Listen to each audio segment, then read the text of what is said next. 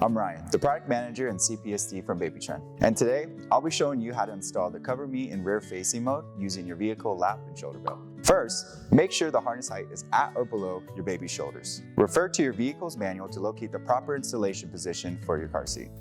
Place the car seat in the determined position in your vehicle. Locate the flip foot under the car seat. Press the blue release handle while rotating the flip foot out, making sure it has locked into place. Recline the car seat into one of the rear-facing positions by squeezing the recline handle while adjusting the car seat.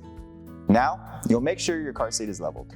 Leveling the car seat correctly will keep your baby's head back and airway open. Check the bubble indicator to make sure the car seat is leveled. You can use the recline mechanism to recline the car seat further to assist with leveling. For more recline, you can use a solid pool noodle or a towel under the car seat base to assist with leveling. I like to lift the car seat fabric to get better access to the belt path during installation. Pull out as much of the seatbelt webbing as possible, ensuring you have plenty of webbing to work with. Thread the seatbelt webbing through the rear-facing belt path, making sure it lies flat and has no twists. Insert the seatbelt buckle tongue into the receiving end and pull on the buckle to ensure it's secured. Press down on the car seat while simultaneously pulling on the seatbelt in order to remove all slack. To make sure that the seat is tight, grasp the belt path and move it side to side and front to back.